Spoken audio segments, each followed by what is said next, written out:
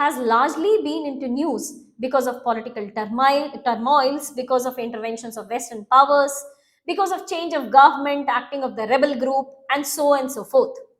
And it has been, of course, our consistent efforts to ensure that you get a transparent and unbiased information coming out of the Middle East as to why is a particular country interfering into others' matter, what is the interest of a particular country in particular region, whether it is the ethnicity or is it the economic interest or just the resources. In this consistent effort, we are bringing to you another important news update that Israel has carried out attack on the Syrian capital of Damascus. Hello and welcome to Legacy IAS Academy. In today's video, we will be delving into some of the important reasons that why is Israel taking an interest into the Syrian territory now. We have known this for a very long period of time that Israel has been engaged into war, first of all initially with Hamas, later on with Gaza, overall in the entire Palestinian region, very lately with respect to Iran, and now with respect to Syria. Although, as per the most recent update coming from today's news itself,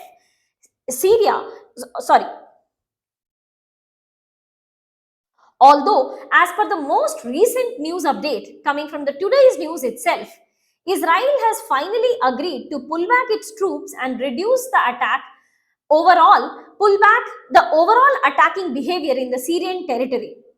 But before we delve into why is Israel taking in so much interest into the Syrian territory, I have an important update to make that we are starting up with a new batch on 9th and 11th of August.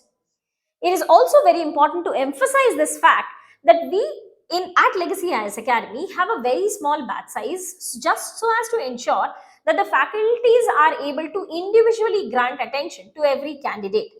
But of course, despite of this, there can be candidates who are very introvert and might not be very brave enough to ask questions in class. So for that, we do have an option of going on for a one-to-one mentorship.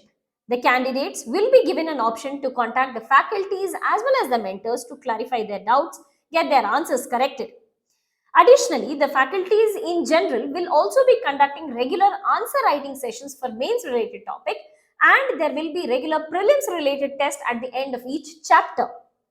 So please don't be late and enroll quickly by calling on to our number, that is 9606900004, or scan the QR code or click on the link which is given in the description box.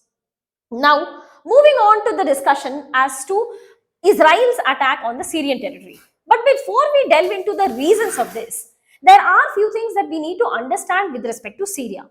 Syria has been largely into news for a very long period of time now. There has been attacks, retaliations, acting of the rebel groups, rise of ISIS from the same territory. Finally, in December 2024, the government of Syria, the stable government of Syria, for after a 14 long years of rule, Bashar al-Assad government was toppled. And finally, we have rise of rebel groups acting in Syria. So ultimately, who is currently controlling Syria? If we talk about the interim government, the governments that is running in Syria, we have the red region that you can see is the Syrian government forces. But the northeastern part of Syrian territory, we do have some of the important Kurdish forces. So these Kurdish forces, which are backed by some and the other rebel groups surrounding that region, that is also trying to control some of the important territories of Syria. It is not only the Syrian government and the Kurdish forces, it is also the Turkish government. Turkish government has also tried to take a control over certain regions. In fact, Israel has also tried to take a control of the Golan Heights, which actually had been belonging to Syria, but was occupied by Israeli forces a few years back. So in the region of Golan Heights, which is the Israeli occupied region of the Syria, of course, we have this Israeli government controlling that region. But additionally, we do have certain rebel groups working at the border of Syria, adjacent to Iraq, and we do have some of the black areas marked, which is largely controlled by IS, that is the Islamic State. It's a terrorist organization. So there are so many political forces controlling the overall territory of Syria. But the problem of Syria is not just this one. There is one more problem, that is the ethnicity. The variety of ethnicity that is residing in Syria extends from Shia to Sunni to so many other minority groups also. And one such minority group by the name Druze has been the principal cause for Israeli attack on the Syrian territory of late. So talking about these ethnicity, some of the important ethnic groups which are residing in Syria, the blue region that you can see is the Sunni Arab region. We have a minority group by the name Alawite, and Alawites are controlling the green portion that you can see. We have Sunni Kurds, as we discussed, being controlled by the Kurdish forces in the northeastern part of the country, certain other regions of the north as well. As in when we move towards the Israeli territory, we have the Israeli populations controlling certain areas, and the purple regions that you can see are the territories of the Druze. So the Druze minorities are concentrated to the southern part of Syria, which is very close to the Jordan region or to the Israeli territory. Now, moving on to past 10 years or 15 years, if we talk about 2014 to 2024, what has Israel seen? What has Syria seen? It is not just the toppling of the government, the rebel groups acting in this region. Actually, Bashar al-Assad was an ophthalmologist who was elected to power because of his father. For a continuous, if we talk about the family rule of Bashar al-Assad, including his father, it was a 54-year regime, out of which 54 years Bashar al-Assad himself had ruled for 14 years in Syria. So it has been largely an authoritarian government. Although initially when Bashar al-Assad came to power, because he was an ophthalmologist and a very young individual to rise up to the presidential post, just because the Syrian government had brought down the minimum age limit from 40 years to 34 years, he became eligible to become the president. So finally, Bashar al-Assad started ruling Syria, but initially, with initial popularity, he had promoted economic liberalization, political restrictions were reduced, political controls overall in the entire region was reduced. Slowly and slowly, Bashar al-Assad started deploying his own family members at various important government positions. For example, his brother was in charge of the security forces of the presidential area. His own wife was having large financial powers of the overall country. So slowly and slowly, he started putting up his own family members at important government positions. And that became one of the important cause for reduction in popularity of Bashar al-Assad. Then came the Arab Spring of 2011, which started with Tunisia and expanded towards the Syrian territories as well.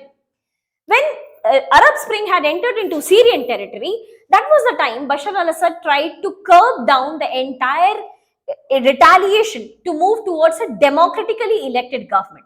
A very severe oppression came from the government to curb down on its people, and 2013 saw one of the worst crises, refuge crisis for the entire world, that was the Syrian refugee crisis. That became a turning point for the downfall of Bashar al-Assad, and slowly, by the time December 2024, Bashar al-Assad was ousted from the government itself. So that is a brief history of what was happening in Syria for a long period of time. Now moving on to the current government and what is happening currently. As we understood, the new government, who has not completely taken over the control of entire territories, the entire area, very recently, Israel waged a war, initiated certain attacks at the Syrian capital, that is Damascus. Why did it take place? Was because Israel stated that there is a minority group, as we discussed, by the name Druze. And this Druze minority is facing some kind of problem, and the Syrian government is not taking any action. So because of the inaction of the Syrian government, Israeli forces or Israeli government thought that it is right for them to intervene into the internal matters of the Syria, and they had initiated, in fact, they have attacked the presidential palace, attacking the defense minister of Syria as well. The actual fight was between Druze minorities and Bedouin fighters. Now, who are Bedouin fighters? Bedouin fighters are basically nomadic tribal groups residing in Syria, but they do have the backing of the Syrian government. Bedouin fighters have largely supported the current Syrian government. And that is the reason, most importantly, why Israel is interested into this territory, stating Because the Bedouin fighters have been fighting against Druze minorities, so the Syrian government did not take any action. So it is right for us to intervene into that region. Now, Israelis also have some interest with the Druze minority that we will be delving into little later. Talking about the attacks, approximately 350 people have died and Israel quoting that we are protecting our Druze brothers. Talking about who are Druze. Druze are basically Arabic speaking population. This is a faction of Shia Islam. It is an offshoot of Shia Islam. So moving on with our discussion as to why is Israel taking so much interest with Druze population? What is the interest of Israel with the Druze population? Actually, when Bashar al-Assad government was losing its popularity in the entire Syrian territory, this was the community who did not stand in support of Bashar al-Assad. Now, Bashar al-Assad, he himself and his authoritarian government was not having good relationship with Israel. So, as we say in international relations, dushman ka dushman dost, and enemy is your friend. So, in that case, Israel has presumed the Druze community as to be their friend. The entire community, although there are different kind of ideologies, they are not properly standing in support of Israel. There are apprehensions with respect to support towards Israel by the Druze community. This community had objected to the presence of Syrian security forces in this region. They have objected to the presence of Syrian authorities in the region of Sueda and the region largely inhabited by the Druze community. They have resisted, in fact, with the integration of the army also. That means they do not want any kind of help from the Syrian army to ensure their security. In fact, Israel is considering itself as the self-proclaimed fighter, self-proclaimed voice for the three important minority communities of the entire region, that is Kurdish, Druze and Alawites. As we discussed, Alawites was another important minority group from Syria. So Israel self-proclaims that I will be the protector of Druze, of Alawites as well as the Kurdish forces in these territories. Now, what has been the Druze reaction to the entire situation? Druze, as we discussed, they are apprehensive of involvement with Israeli government. Although we have a good amount of Druze community living within Israel who are loyal to the Israeli government, but any other community which is residing outside Israel does not stand in support with the Israeli government. They are having caution to outright rejection. There are variety of factions of Druze community, Druze important leaders, some of which who are cautious about involvement with Israel, and some of them are talking about outright rejection with involvement with Israeli government.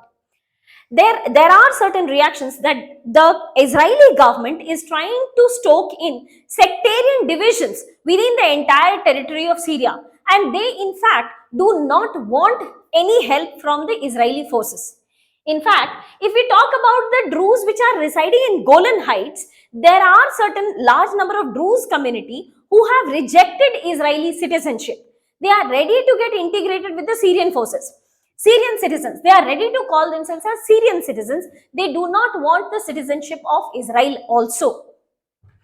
They have rejected the offer of Israeli citizenship, but Israel has given them the status of residents. To the population of Druze community in the Golan Heights, Israel has granted them the rights of residents and not that of citizenship, because the population itself doesn't want Israeli citizenship. They in fact are seeking for the citizenship of Syria. Now, to all of this situation, how has US reacted?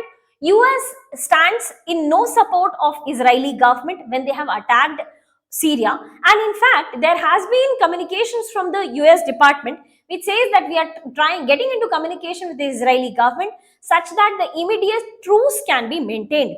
Very recently, as we discussed, there is an update with respect to this news from today morning's news itself, that Israeli government has agreed to pull back its troops. Syria will also be withdrawing troops from the south days after the deadly clashes with the Arab minorities, and Israel has also agreed for a truce. So Syria, Israel and the Druze community has come into truce because US has also intervened and asked Israel to reduce its interference in the entire territory. So with that, we come to the end of this topic. If you have any doubt, please do let us know in the comment section below. Thank you so much and all the very best.